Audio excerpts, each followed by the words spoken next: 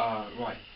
Uh, Hello there. My name's Oliver Blakeman, and this is Kentish Cookery. Throughout this documentary, I'm going to be looking at a family recipe that's close to my heart and something that I want to pass on. Because over the past few years, I've noticed a decline in people's willingness to experiment with recipes. I can see it in people my own age and people older than I am who refuse to cook. They're all so focused on ready meals and packaged deals and no need, just bung it in the microwave. And it's something that really gets on my nerves, because cooking is something that shouldn't be passed over. Cooking is something special. Cooking is something that can bring you closer to someone or help build relationships with family members. I mean, one of my earliest memories is cooking scrambled egg with my dad in the kitchen, and it's the first thing I learned how to cook, and I've had the cooking bug ever since. I've cooked curries, I've made soups, I've cooked loads of different things, but the thing I have a passion for are desserts. As you can see, I'm not exactly the skinniest of people. Desserts are something that are very close to my heart, and throughout this documentary, hopefully, you guys will experience that too, and I hope to pass on my knowledge and expertise, and hopefully you guys will be inspired to experiment with recipes you know, experiment with things you've heard on the TV, things you've seen your mates do, and just have fun with cooking. The dish we're going to be cooking is called the Kentish Gypsy Tart, and it originates from the Isle of Sheppey. It's a very important dish because, as I say, it's a family thing that I picked up from my parents, and it's kind of like I want to pass it on because I don't want stuff like this to be forgotten. Because I've seen friends of mine, I speak to friends, and they cook. Their idea of cooking is stabbing a microwave packet and bunging it in the microwave for 5 minutes and they've got a meal, whereas mine is spending an hour of prep making something delicious and letting everyone enjoy it. So throughout this documentary, hopefully you'll get to see how it's made. Of course, I will be giving you like the ingredients list and how to cook it. So simple, along with taste tests. So I will be letting members of the public, the unfortunate lot, try the dishes and see what they think.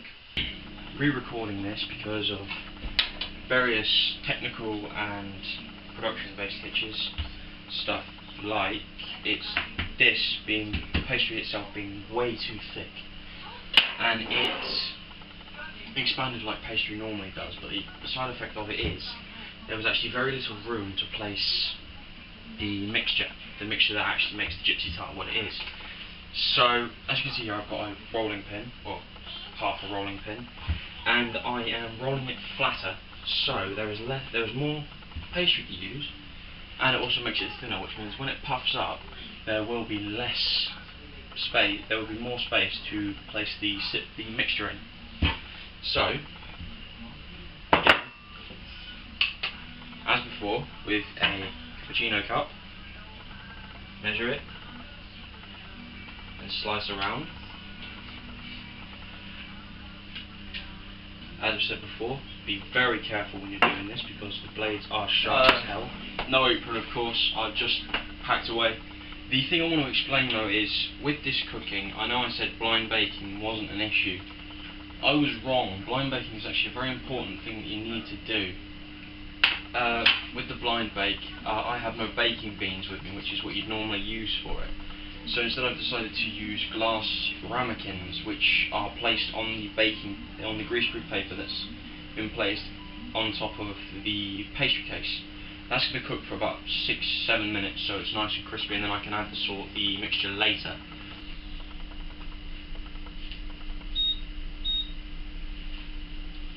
Right. Moment of truth.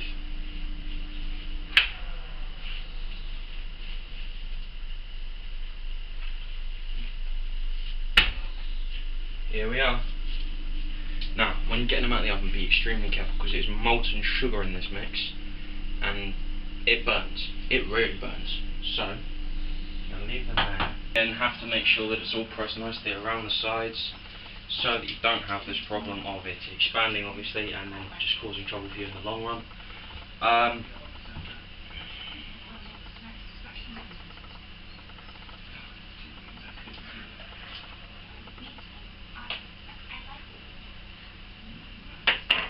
So I'm back again. Now it's time to make the fillings for the gypsy tarts. So first off we're going to do the traditional, which is muscovado sugar and evaporated milk. Of course I keep saying evaporated milk because I have to keep remembering it.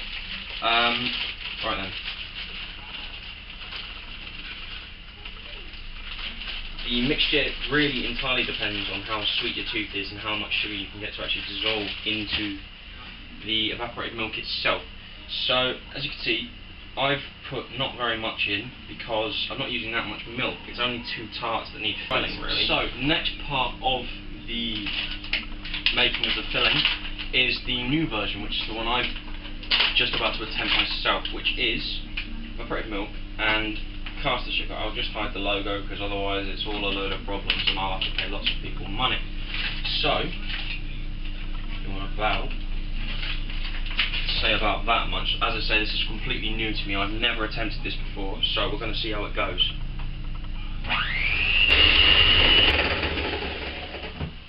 Right, just about to taste test this now. I've never tried something like this before.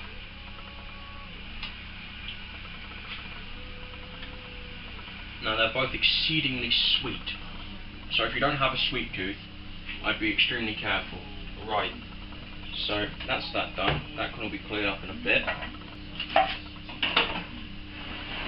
So we have traditional muscovado sugar with evaporated milk and Ollie's version, which is caster sugar and evaporated milk. We're going to see how they both bake and see what the end result is in a moment, okay? Just going to grab these.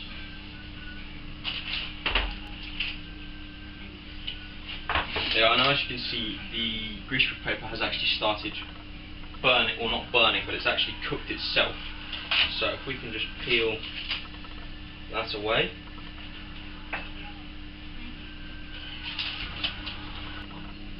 Let's be a little bit mamby-pamby and chefy. I'll spoon it in because it will probably be easier and probably cut down on the mess of me making a fool of myself. So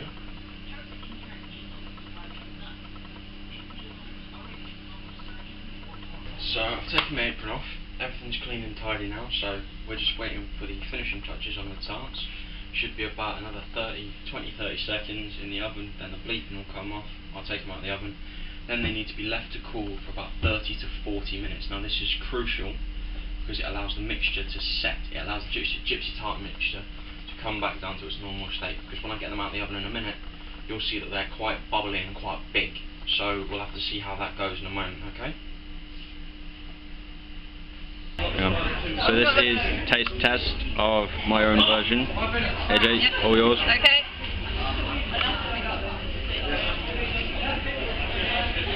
How is it? I actually really like it. You actually really like it? Alright. I'm not complaining. That's always good. A little bit dry, but that's fine. Yeah. Sorry about that. Right, we're recording again. This is the traditional version of gypsy tart. After you. Okay.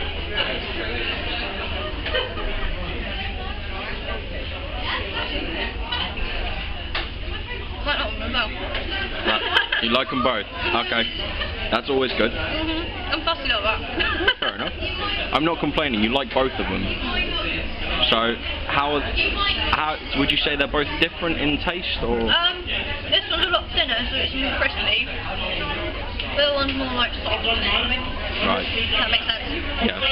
What about the fillings? Is one sweeter than the other? This one's sweeter. Okay. But it's almost too sweet. Right. Fair enough. Okay.